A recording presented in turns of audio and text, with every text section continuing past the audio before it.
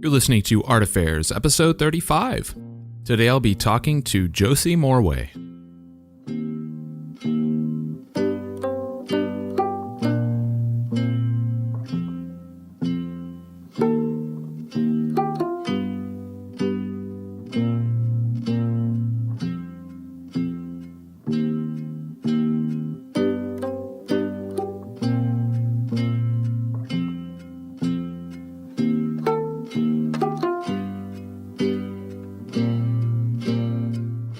Alright, so my name's Michael Faith, and this is Art Affairs. Art Affairs is my attempt at shining a spotlight on the many wonderful people that make up this amazing art community, featuring conversations with artists, gallerists, curators, telling their stories. You can dig through previous episodes complete with show notes at artaffairs.podcast.com, but the best way to stay plugged in is to subscribe on your favorite podcast platform. And if you're really enjoying the show and want to support what I'm doing here in an even bigger way, Art Affairs now has its own Patreon. Not only does it give you an opportunity to help keep the show going, but there are several community-oriented benefits as well, like getting early access to episodes and suggesting questions for upcoming guests, with more to come as I get a feel for it. You can find out all the info about that at patreon.com/artaffairs. You can also connect with the show on Instagram and Facebook at Art Affairs Podcast. All right, so today's guest is artist Josie Morway. Josie is actually the person Scott Listfield recommended I have on back in episode 15. And what Scott doesn't know is that Josie was already on my list. Also a native of Massachusetts, Josie's work focuses entirely on animals and most often birds, presenting them in the same way that you might portray a religious figure like a saint. We talk about this religious portraiture aesthetic on the show, as well as the cryptic symbology she often incorporates, her new show at Rock LaRue, and a whole lot more. So I hope you enjoy my conversation with Josie Morway.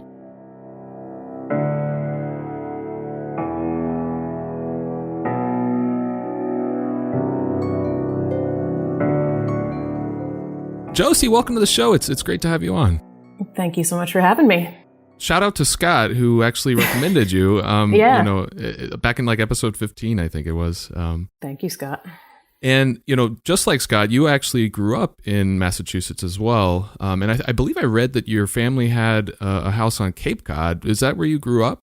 That is where I grew up. Okay. Yep. I'm from here, and then I did the moving around for about 20 years. Did not expect to find myself back in the Boston area, but here I am. I came back about 4 years ago. Okay. So I'm a recent return to Mass, yeah. So growing up, you must have, living close to the ocean, did you spend a lot of time out on the water? Not out on the water. I am not a sailor, not a boater, not psyched. It's partly, I don't know how much experience you have with the Atlantic Ocean, but None. It's Zero. It's a real specific ocean. It's beautiful. If by beautiful you mean bleak and intimidating, I love it. I'm definitely, it's part of my being. Being next to the ocean, growing up that way. Even when I've lived inland, I've always had a sense of where the ocean is. Even if that sense is incorrect, I always think that I'm scanning for an ocean. Anytime there's a dark area near me. But, it's more of a respect, slight fear, admiration relationship. Yeah. So a lot of time near the ocean, but not out on it. My mom was a sailor. Oh, okay. She would have loved for me to get into it, but I never had a taste for it. Interesting. What kind of work did your parents do? They were both public school teachers. My mom left that when I was born briefly, and then she had a pretty hard time getting back on the career track. So for my childhood, she had a lot of different part-time jobs. One really cool one she had actually was map making for the U.S. Geological Survey. Down there where I'm from is near Woods Hole, which is where pretty much the majority of the marine biological research in the world comes from. And now it's the source of almost all climate science that's coming out of the U.S. is coming from down there. So she had this really cool job making undersea maps, as a draftsperson by hand making maps. And she was basically the last person to do that. It was right when it was becoming computerized. Wow. So then that kind of got taken out from under her as well. But it was cool in a way. I saw her, trying to figure out her own self-employment path. Sure. Yeah. So like early case of like technology taking jobs away. Yeah. Very distinctly remember that. Yeah. Interesting. Didn't your father also do some like woodworking and sign painting like when you were growing up? He did. He was a really talented woodworker, really talented sign painter, cabinet maker, could just make anything. But he was one of those guys from the generation who just couldn't bring himself to pursue that. He could have like shown, he had galleries approach him. He had people who wanted him to do work for them. But I think he just believed like you had to keep a steady job. He hated his job working in public schools. No offense, found with public schools, but, he would talk about it later in life that he regretted not pursuing, he would tell me to pursue my dreams and passions and paint more. And he painted too. He was a great painter. Just couldn't quite pull the trigger on pursuing that. So I think I was sort of acutely aware of that growing up too, that like the danger of not pursuing what you love. But he was always doing it around me too. So I did see a lot of craftsmanship and work. Yeah. And obviously nature is a big part of what you create today. Did you spend much time out in nature when you were a kid, like growing up? Again, it's a real specific kind of nature down there, Cape Cod. It is, I don't know how much your New England experience you have either, but it's summer here for about a month and a half. Ugh. And that's when the tourists come. So, we stay indoors, but, the rest of the year it's winter. It's the landscape here is like gray and white for about 10 months out of the year, but it's beautiful. It's, it's a real specific kind of stern New England beauty. The Cape is also, we can't overstate how much of a tourist economy it is and how seasonal it is. It is a 100% seasonal economy. For the vast majority of the year, it's pretty abandoned. It's pretty isolated. It's an island. It has a bridge. You don't need a boat to get to it, but it is an island and it feels like an island. So traditional, like isolated kid stuff, you end up becoming a punk rock teenager and spending most of your time going out in the woods getting in trouble. So I was definitely in nature because there wasn't much else to do. But again, sort of a stern, bleak nature. Definitely informed my aesthetic. Right. And I read that you were interested in becoming a writer at some point or a journalist. Oh, yeah. You obviously must have a strong love for like the written word. I guess where did that interest come from? Did you have any writers like close to you growing up? No, I don't think I did. I read, I was just a crazy reader, pretty much from birth. I still am. I now, most people who know me know this, I take in about 4 or 5 audiobooks a week. A week? Wow. Yeah, well, I paint, 9 hours a day, and I've just sort of like run through my life with music. I listen to music at night. I listen to music socially, but during the day, being totally alone painting, like I need word input. Wow. So, I'm still a reader. I was a reader. Yeah, if there was ever a thing that I thought I wanted to be when I grow up, it was certainly a writer. It's still, I feel like that the satisfaction of finding the right combination of words is like one of the finest pleasures in life, more so than any sort of like visual success. So then I guess why did you ultimately move towards art and away from writing in the end? I mean, because you didn't go to school for writing or anything like that. I did a little bit. Oh, okay. The thing I always come back to is I never wanted to be a painter, but I could never stop doing it. And I think that's probably the case for a lot of people with the thing that you're really like meant to do, whatever you think that means. Well, I went to 6 different colleges for 12 different majors probably. And no matter what I was focusing on, I was always like sneaking out of classes to do some painting at home, or at night I'd be painting, or I'd stay up all night to paint. I just kind of couldn't stop doing it, even though it wasn't super intentional. Even when I was 100% focusing on writing and thinking like, I should write more, I've got to work on this writing, I would slip away from it and go paint a picture. So it just, and as a kid I did it too, so it just came naturally somehow, and I kind of couldn't escape it. But I certainly tried. Yeah, no, that's cool, and it's cool that you finally did recognize that. I guess you went to school at well, you said you went to school several places, but at least what I found, you first started at UMass Amherst, went to RISD ultimately for your BFA. I guess tell me about that. How did that trajectory go, and why did you ultimately settle on RISD? Yeah, that trajectory there was quite a few in between there. Okay. I started college late. I was probably like 21, and it probably took me 11 years to finish, veering around 6 different schools. I never never took a painting class. I had to take one in foundations, and I failed it, and I had to retake it and pass with a C. So I just did not want to learn painting from anyone. I think because it was something I had done alone for so long. But yeah, I was a film major. I was a printmaking major. I was a photography major. I tried to do journalism and women's studies briefly. I had been sort of like kicking around, trying all these different colleges, going part-time, and I wanted to finish a degree at an actual art school. So I applied to a few places thinking I wouldn't get in, and I got into RISD. And it was that sort of like having grown up around here and knowing RISD is like art school turned up to 11. And it was also the first year they had financial aid. So I felt like I had to pursue it. Well, after going to like 11 other colleges, I imagine you needed it. Yeah. And I was like, I gotta do this. And Providence is a cool city. I was happy about the idea of moving there. I ended up living there for 15 years. So that found a place in my heart. But I didn't paint there either. I ended up as an illustration and graphic design major. And never finished the degree. So okay. It's just... What was your goal at that point? Pursuing a degree in illustration and graphic design, what did you hope to get out of that?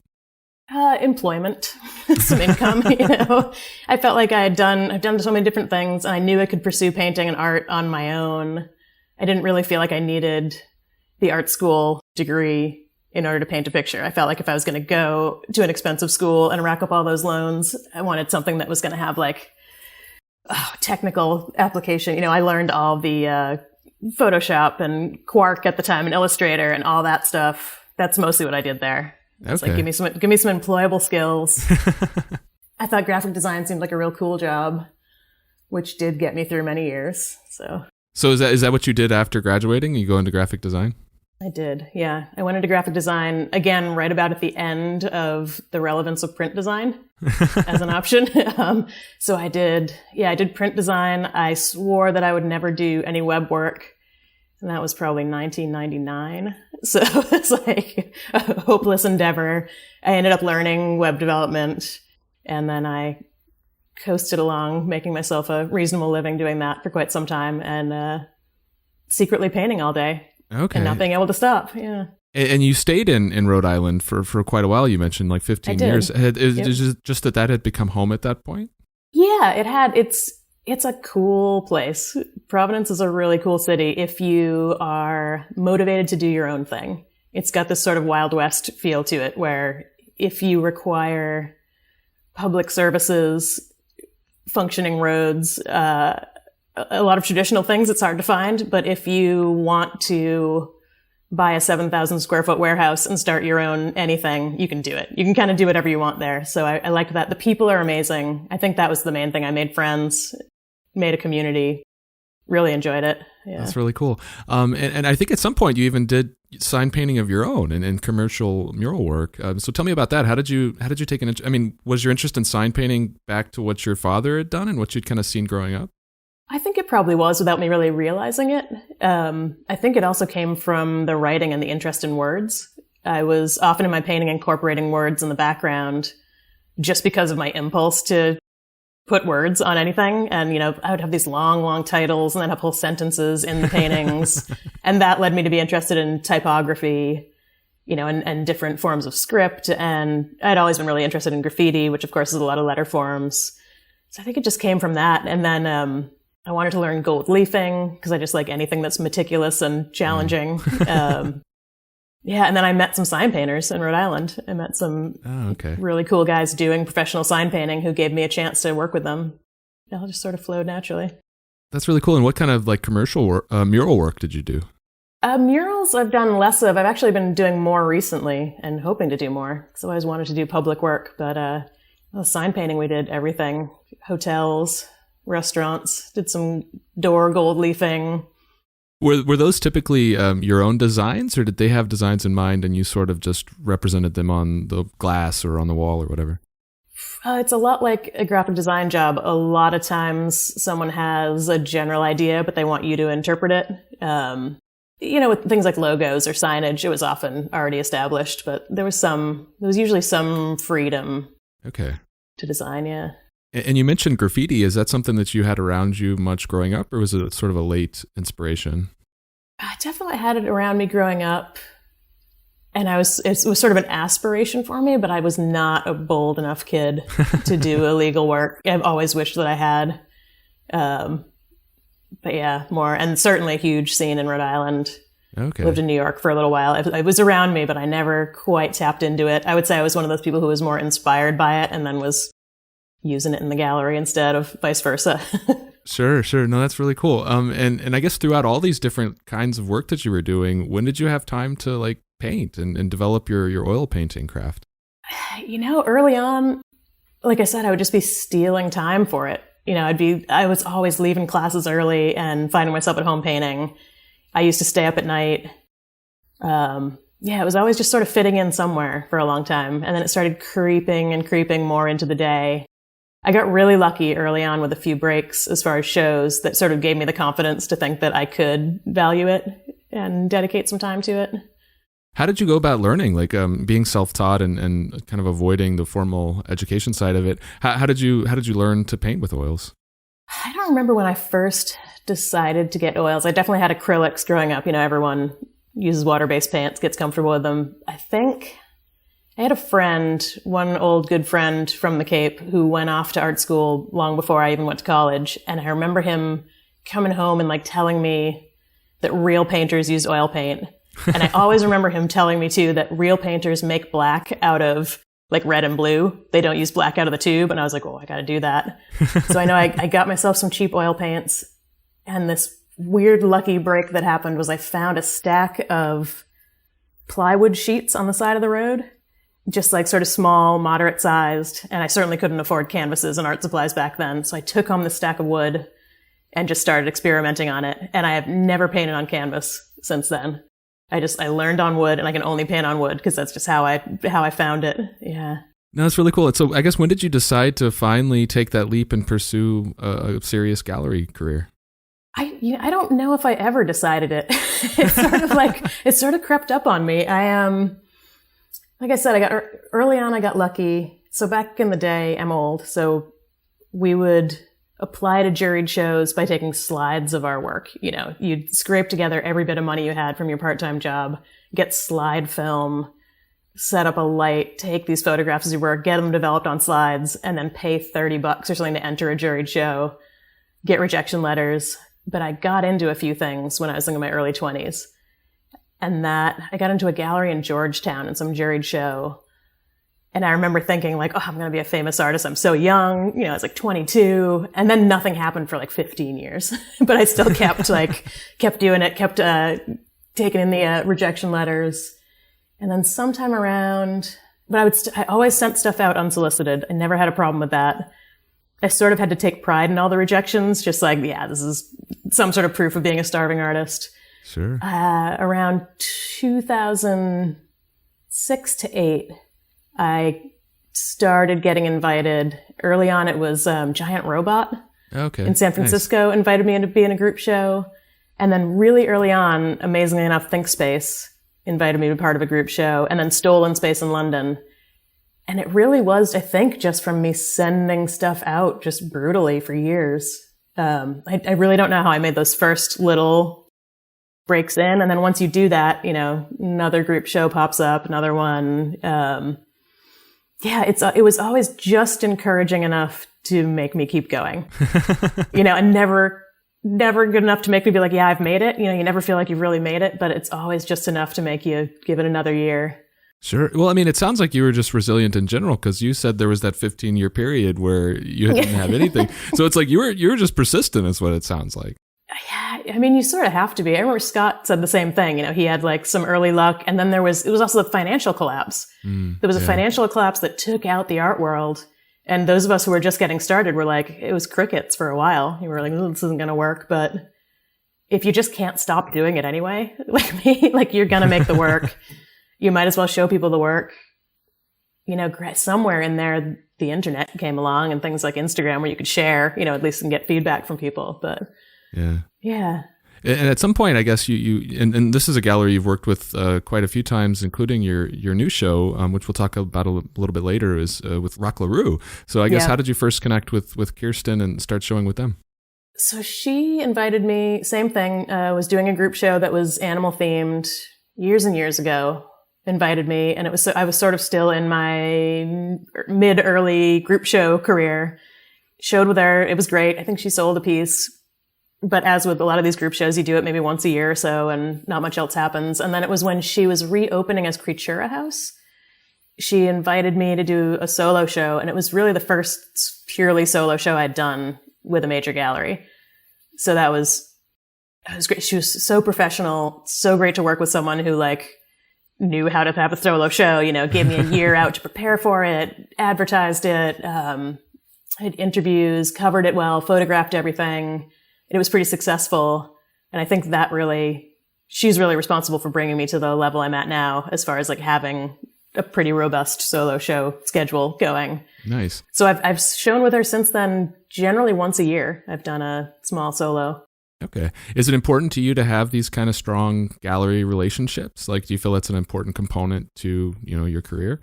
Oh yeah. I think it's, as much as I love that I can post my work online and communicate with the world and all that, it's really the only way to find collectors, which is at the end of the day, what's going to keep you going. Right. And it's just so great to have, a solo show, to have the time and the reason to create a whole body of work. It's generally much more thoughtful than if you're creating just a one-off piece. Sure. So let's dive into your work a little bit more. Obviously a big focus for you over the years has been animals, but more specifically birds. So I guess, first of all, why birds in particular? Why is that such a specific, component to what you create? It's not something I've ever completely figured out. I have to say, my when I was learning to paint, and I was always working from references, which I still do, either from life or from photos, I painted people and abandoned houses. And occasionally trees, again, Cape Cod influence, lonely people on islands near abandoned houses. And I did that for years and years. And then I started getting frustrated. I was sort of running up against a wall, not feeling super inspired. And my friend at the time said, you need to break out of this rut you're in. Try painting something you don't care about at all, like a bird. And I painted a bird that one time, and I never stopped.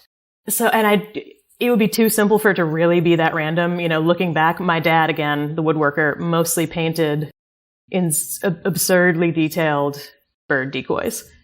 And he painted birds. So it was certainly in my genetics. Both my parents were bird watchers. I thought I had no interest at all. I still don't know anything about birds. It's not something that I knew I would pursue. But the thing is, once you get into it, there's no end. There's no end to the species. And they're also, if you do have a concern for environmental science, they are, an early indicator of everything from climate change to pollution to anything else. So it just absorbed me once I got into it.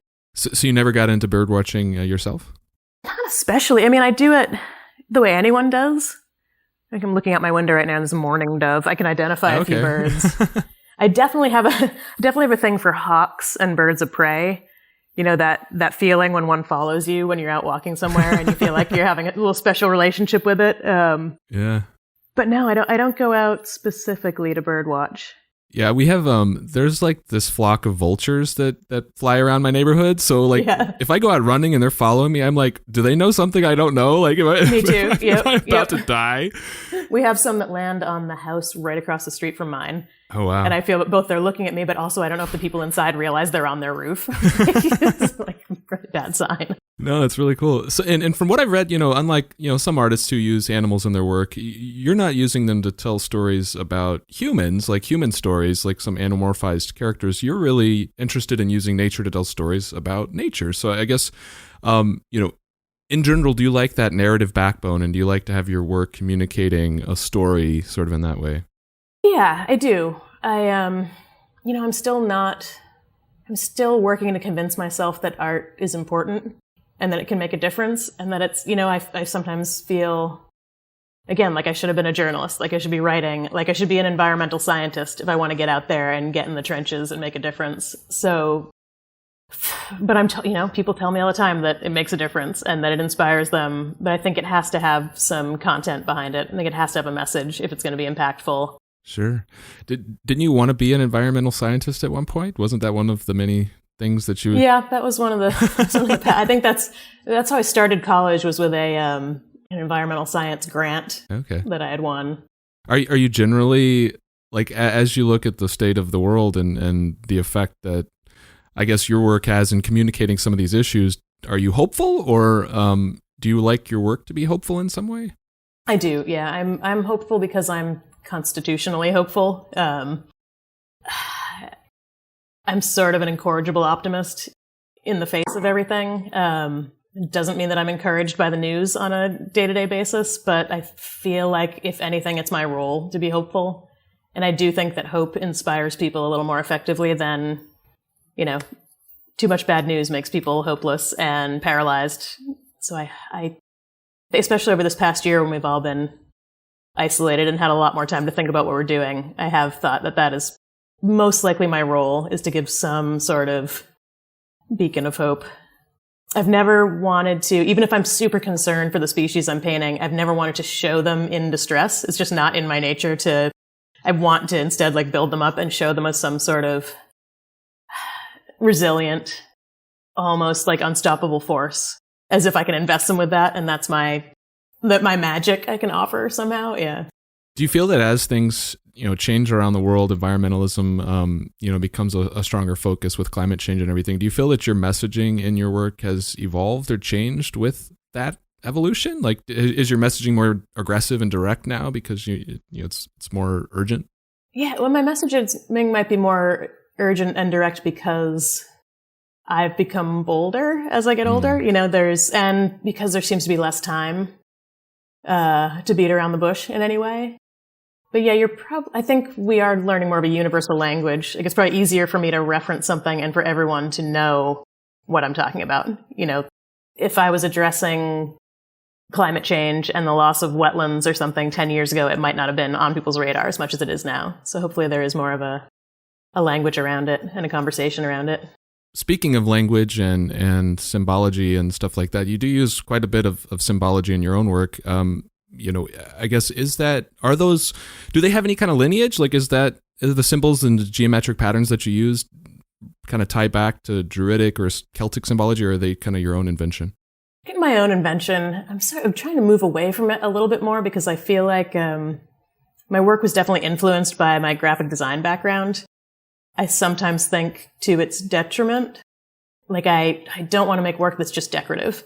And I sometimes feel like my impulse to add shapes and symbols and decoration, literally, was making them visually pleasing, but maybe a little bit too balanced, if that makes sense. Like, there wasn't, I felt like they needed more tension. So I'm trying to make myself uncomfortable by leaving out some detail now. Did you ever associate meaning with some of those symbols? Like, do they represent certain things, like ideas or feelings?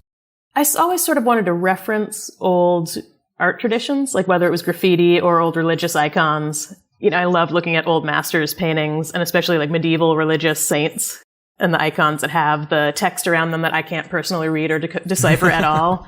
It's just the visual, the preciousness of it, the ornamentation. I sort of wanted to offer that same feeling to something like a bird that you would have given to a medieval saint. Yeah, and I guess that kind of goes back to your wanting to kind of lift them up and make them, more powerful. Yeah. Did you ever study religious portraiture? Like, is that something that you have any history with? Not formally, no. I did study Russian history for quite a while in school, and there's a lot of icons in that tradition. So I've certainly seen and looked at a lot of them. Sure. Latin also plays into some of your work, so you'll use Latin a lot. As somebody who loves, words and letter forms, myself, I really appreciate that. But why Latin? I guess, what is it? Is it also that religious tradition and wanting to make it more of a divinity type thing? It's probably a little bit of that impulse, and also almost a little bit of parody. There's, like we use Latin for classification of species, and that's something that people are actually talking about getting away from. Like, it can be an oppressive system. Who established these systems? It's ancient. So I sort of like the idea of taking it and flipping it on its head a little bit. Some of the things that I have on my paintings actually do come from something you can translate, and they're usually a little bit silly if you actually get to the bottom of it. Yeah, I don't know exactly what the impulse is. It was sort of an intuitive thing, just thinking like, I want to reference religious painting. I want to reference Latin classifications, but I also want to take it back and make it a little bit surreal, flip it over a little bit. Right on, right on. And often you'll also pair your animals with certain types of plants. I guess what goes into the decision of what type of plant you're bringing into a piece? And does that tie into some of that larger narrative that you're trying to communicate? Yeah, early on, a lot of it's just aesthetic. I love botany in general and plants. I have thousands of plants in my house. So I'm just sort of attracted to it. But it's also become, early on I would try to find a plant species and a bird species that went together for some reason. We're from the same place. And then I started completely letting go of that and actually pushing in the opposite direction. Because one of the biggest things that's happening in the world right now is climate migration, right? So we've got species in places where they never should have been, encountering plant species they never would have encountered. And I wanted to really push that sort of surreal, bizarre pairings because of the discomfort of a mismatch of species. Yeah, so now I choose from just on the basis of either a complete mismatch or an aesthetic whim. As far as like the materials that you use, the mediums, like we talked about earlier, oil is really your main focus, and wood, because that's kind of where you first started. I guess, what is it that you like about oil? Was it just that that's what you were told, that that's what real artists use, or is there something specific about the nature of oil that you like?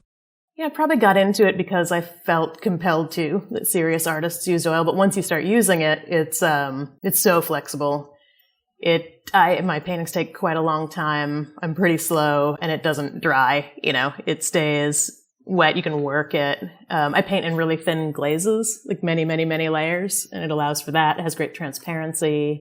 And now it's just, people email me all the time asking about painting tips.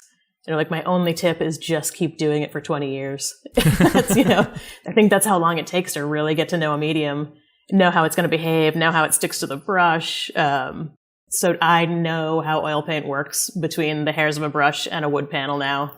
I just know it so well. With the slow drying nature of it, do you have to work on multiple pieces at once, or do you tend to focus on just one and then? No, yeah, I always have several going. Partly because of the oil and partly just because of me. That's how I like to work. When one starts to turn against you a little bit, you just put it aside and go to another one. And then when that one feels weird, you work on something else. So it always feels good to have a lot going on.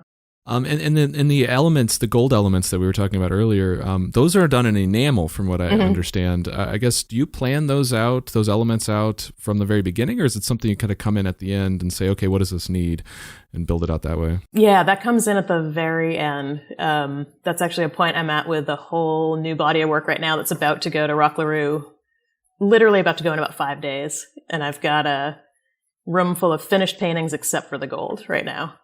So I try to, I'm not a super creative artist as far as like, obviously I have these hyper planned, very realistic paintings, but it's the one part where I try to actually use my eye and look at it and say like, yeah, like what is this? What is the story I'm telling here? And how am I going to finish it with color or gold or shape or something?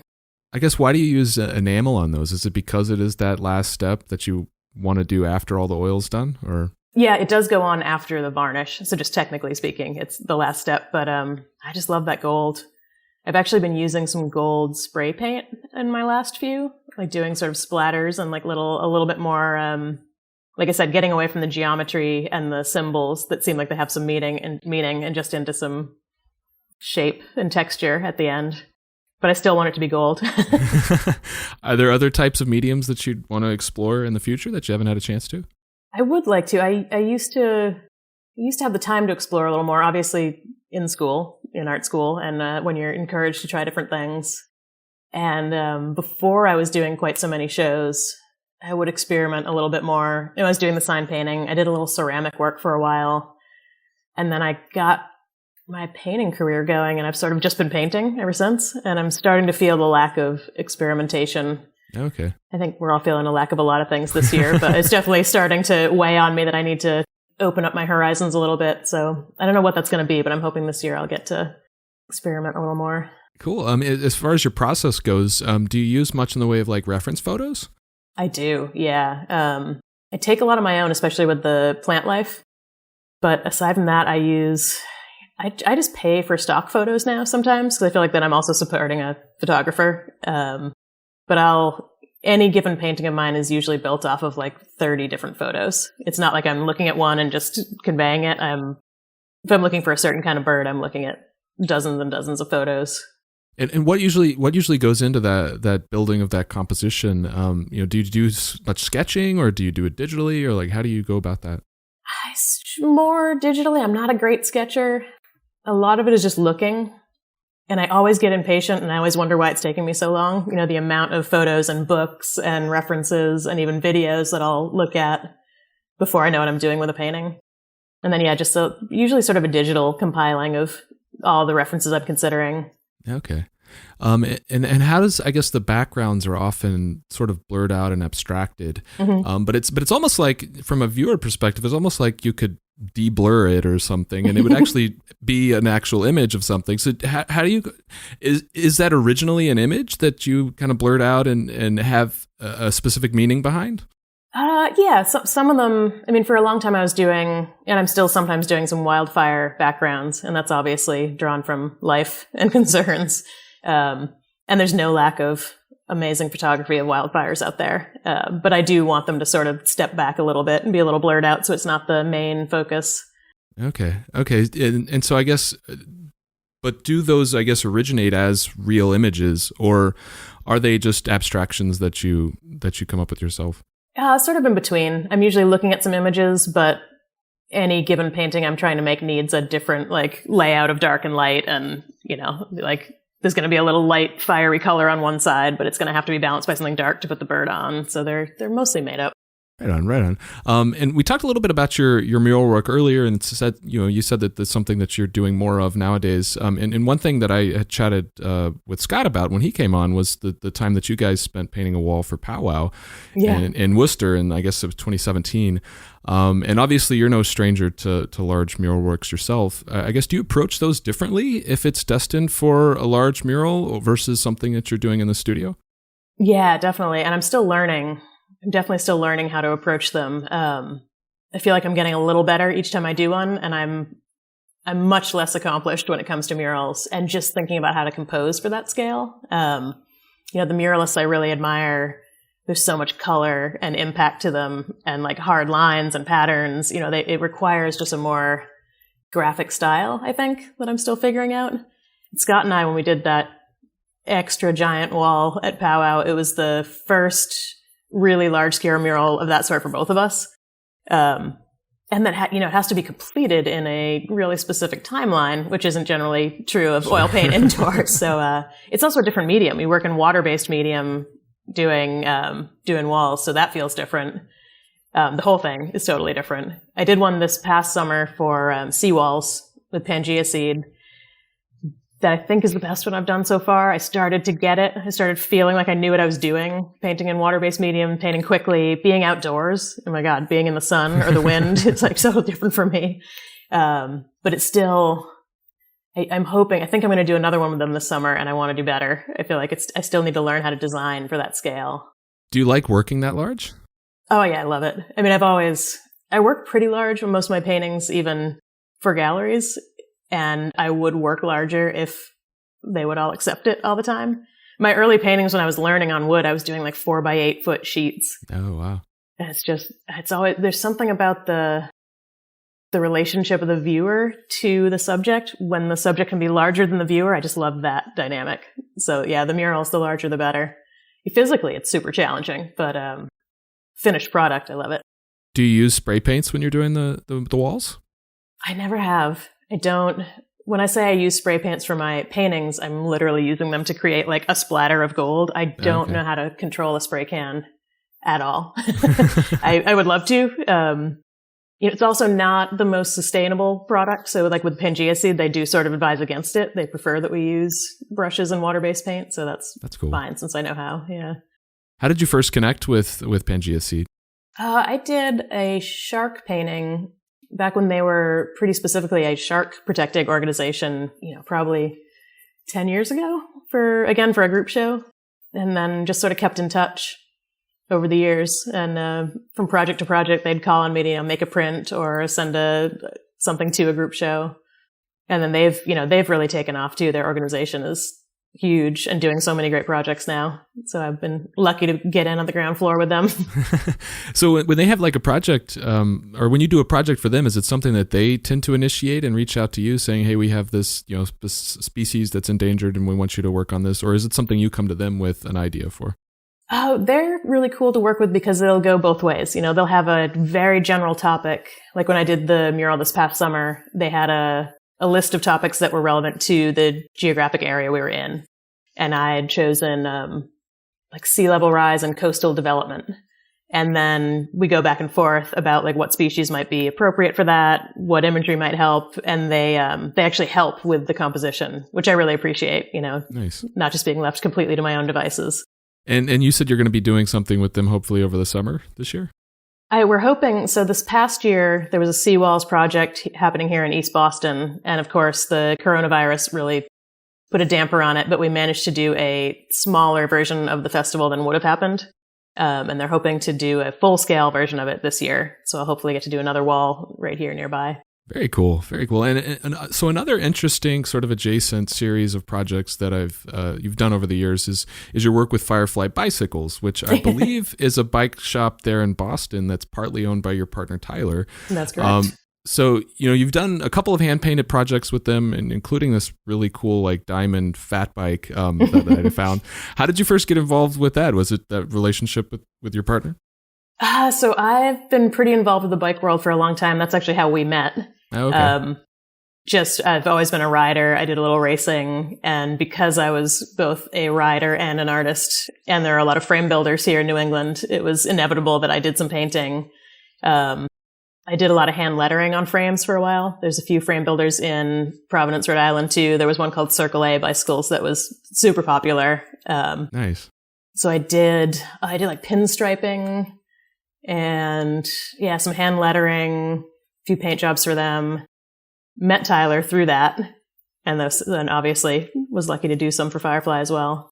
And are these all like one-off paint jobs? Are these custom jobs that people specifically commission? Yep. I guess how does that design process work? Is it something that you have the ability to do like digital mock-ups beforehand, or are you just going on the fly and painting them? Yeah, some mock-ups to share with the clients, to get approval. And it's challenging for me. I'm not really used to working in 3 dimensions. So working on tubes is definitely a different experience. Right. But calls on all my old graphic design skills, doing a layout. They have a lot of guidance too. They know the exact measurements and how things are going to wrap around, where the logos are going to go. But yeah, usually it's a general mock-up. Usually if I'm doing something, it means that someone wanted an artist to do it, more than just a designer or a professional bike painter. So they leave me some creative room, but. Right on. Right. Do you have any more of those lined up for the near future? They will come to me from time to time with a sort of surprise opportunity. I know I have one friend who's in the queue waiting for a bike from them who is definitely counting on a custom paint job from me, but I'm not sure exactly when that's happening. And I don't think he's told me what he wants yet, so we'll see. Well, and you mentioned your interest in biking, and I know that I read that you're a triathlete actually, which is I guess is running, swimming, and biking. So, like, how did you first get into doing triathlons? I haven't done one in a very long time, but that's nice of you to say I'm a triathlete. I think I just like a stupid challenge. Like when I first heard of a triathlon, I was like, that sounds terrible. I've got to try it. I can't stand swimming. That was always a struggle. I never even learned how to swim a proper crawl. I sort of like doggy paddled my way through a triathlon or two. Yeah. Yeah. It's just the challenge. I just really loved training up to something. I still do. I'm still a runner.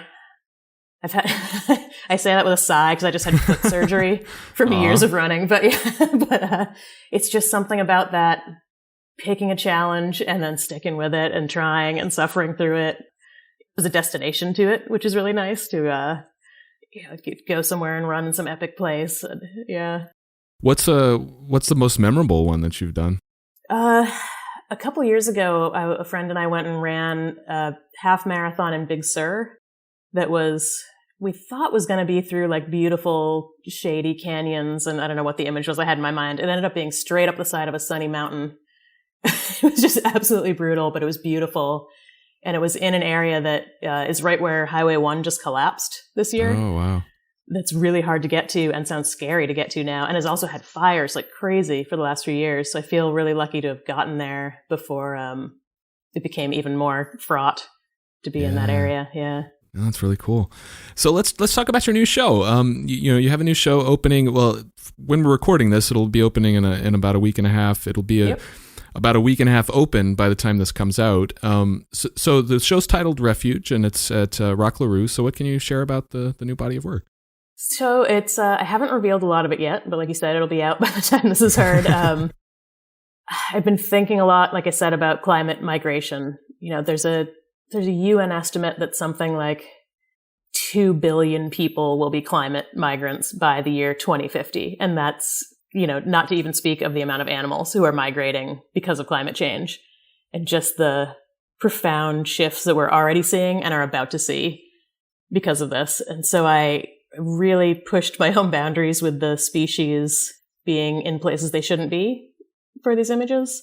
I also, over the past year, started getting, when everyone was flipping over statues all over the world, I loved it. It was great. Yeah. It was just so nice to see things being torn down. Yeah. And so I started thinking about how I could flip over even more statues on my own work.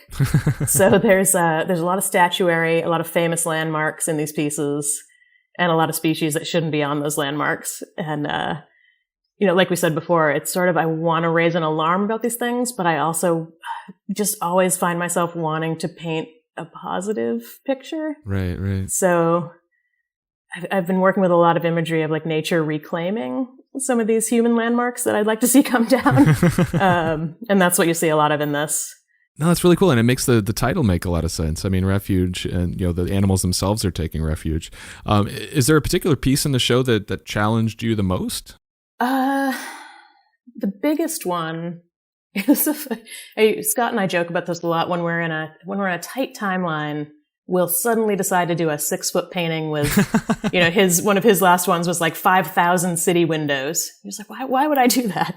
So when figuring out how to wrap up this show, I decided that I wanted to do 3 flamingos and a bunch of moths taking over the statue of Perseus and Medusa in Italy. Oh, wow. Which just painting someone's epic sculpture in bronze is kind of challenging. It was really fun, but, and flamingos are challenging. Yeah. And the composition was challenging. So once I had started, I was like, what am I doing? Why would I decide to do this? Well, then you're already committed. And then I was committed, and I was like, great, I'm going to figure out how to paint another artist's version of art in bronze and pink feathers. That's amazing. How many pieces are in the show? There are 8 pieces. There's 4 large ones and then 4 considerably smaller ones. Okay. Was this painted entirely under quarantine, like during COVID times? Oh, yeah, 100%. Yep. How has that affected the way that you work at all?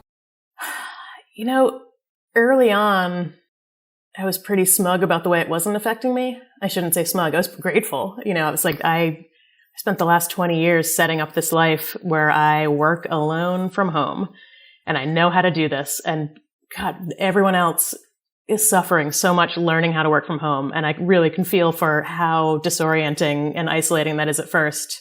And I thought, like, how lucky am I that I'm already used to this? It's, and I'm able to keep doing my work. For the most part, galleries have continued having shows. We're cranking along. People still want to see the work.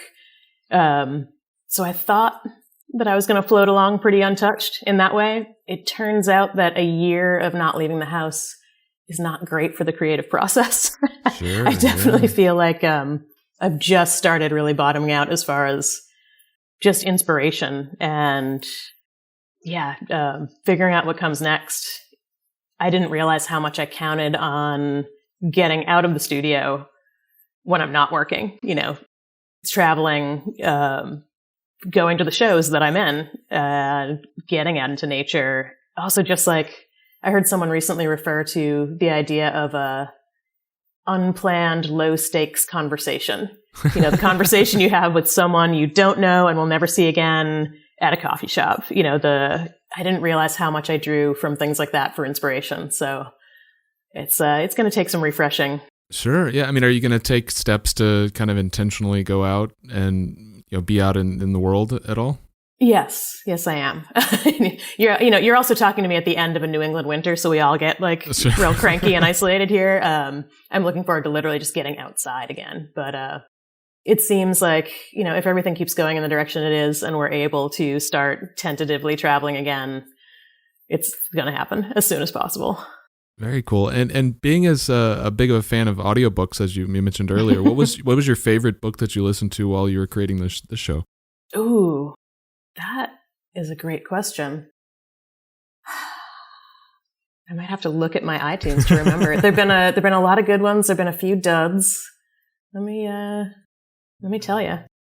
So I was on a mission this year to, it's a struggle to find 4 or 5 books a week, Sure. as you can imagine, and good ones. And one recommendation a lot of us are following was to try to decolonialize your bookshelf. So I was reading mostly women's voices, mostly people of color, mostly people from around the world, not from here. Found a lot of great stuff. But then I also, I went in the opposite direction and totally recolonized myself and started listening to all of Don DeLillo's novels from the 80s. And they're great. That's just another white guy from America. But I listened to White Noise, which I think was a huge bestseller from about 1986 that I had missed. So then I listened to all of his novels. What did I listen to before that was great? There's a novel called It Would Be Night in Caracas by a Venezuelan author named Correa Sanzborgo. That was amazing and very disturbing. I read a novel. This is a new one. It was a bit of a New York Times bestseller kind of thing called Leave the World Behind. That's a very disturbing, very timely, but slightly post-apocalyptic novel that was very affecting. An author named Gina Apostol, who wrote a book called The Gun Dealer's Daughter and Insurrecto. Oh, okay. She writes about the Philippines. A lot of history I wasn't super aware of, and very poetic, really interesting narrative style. She was probably my favorite during this specific body of work, but yeah. With as many books as you go through, is it hard? I mean, I would have trouble absorbing all of those. I mean, in such a short period of time, Yeah, I mean, who knows how much I'm absorbing. I hope I am. I tend to bully my friends into listening to the same books as me or reading, just so I have someone to talk to about it. And I luckily have, even my husband now, he puts on his earpods at work and is listening to some of the same novels as me so we can talk about it. We have sort of a loosely defined book club among some of us who are lucky enough to work in these isolated ways. Nice. With this new show kind of done and in the books, do you have, I guess, what's coming up next? What do you have coming up for the rest of 2021? I have a number of group shows scattered through the year. I'm sending some work to Australia, both to Fine Art and Outre Gallery in Australia. I also am doing a 2-person with Lisa Erickson at Antler this fall. That'll be super fun. And then I have another solo coming up at Corey Helford right after the turn of the year. Those are my most nearest upcoming things. Very cool. Any upcoming print releases that you'd want to put on people's radar? I'm going to do another print with Pangea Seed later this year. I tend to do one every year. I think that's in late summer, if I'm not mistaken. I'll certainly post about it online. And then I think I'll probably do another edition with House of Rue, which is a local place that I've released with before. I'm going to work on something with them. Awesome. And I guess where can people find you online so they can stay up to speed on these? Just my own name, Josie Morway, on Instagram, and my website is josiemorway.com. Awesome. So last question, and this is something that I like to ask everybody. Who is one artist that you'd like to see me have on the show? My maybe favorite artist is a guy who goes by the name Frohawk Two Feathers. Are you familiar with him? No, I haven't. His name's Umar Rashid. It's not very much like my work. It's not wildlife based. It's much more narrative based. There's a lot of words in it. Love his work, and he is a really interesting, funny guy. And I only know this from our being Instagram friends and from following his work for years, but I would love to hear him talk more about his work. And I'd love for more people to know about it. So I'd say check him out. Yeah. Very cool. Well, Josie, thank you so much for coming and chatting with me today. It's been a real treat. Thanks for having me.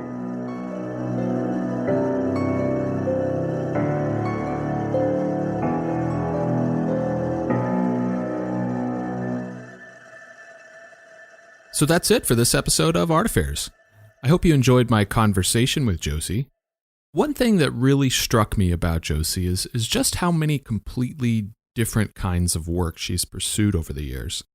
From environmental science to writing to sign painting, graphic design, commercial murals, and then, of course, studio art. She really comes off as this sort of Renaissance creator type to me. Also, the way that she described how, even though that she's wanting to sound the alarm on our current climate crisis, at the same time, she doesn't want to depict these animals in distress, but rather she wants to, imbue them with this strength and divinity, showing what beauty and majesty exists in the natural world. I really love that perspective. I love the idea for her new show, Refuge. Opening March 11th, about a week and a half before this show should be airing, so it should already be open by the time you hear this. It's opening at Rock LaRue in Seattle, and it should remain open through April 3rd. I love this focus on climate migration and, this very intentional pairing of plant and animal species, to highlight and draw attention to how animals have become really refugees, fleeing from the harmful effects that we humans have had on the natural world. Reach out to Rock LaRue for a look at the show catalog, and if you're in the area, I believe that they'll be having in-person viewing options as well. And then keep an eye out for the shows that she mentioned she's having in the coming year. She's apparently going to have works at Bain Art Gallery, Antler, Corey Helford, and even some prints with Pangea Seed and House of Rue. A lot of stuff coming up in the near future. So thanks again to Josie for joining me today, and thank you for checking out the show. I'm truly grateful for your support. And just a reminder, one big way you could help out if you're really enjoying the show would be to check out the show's new Patreon. You can see all the details on patreon.com/artaffairs. And as always, you can contact me through my website at artaffairs.podcast.com or on Instagram at artaffairs.podcast. So until next time, be good to yourself and be good to each other.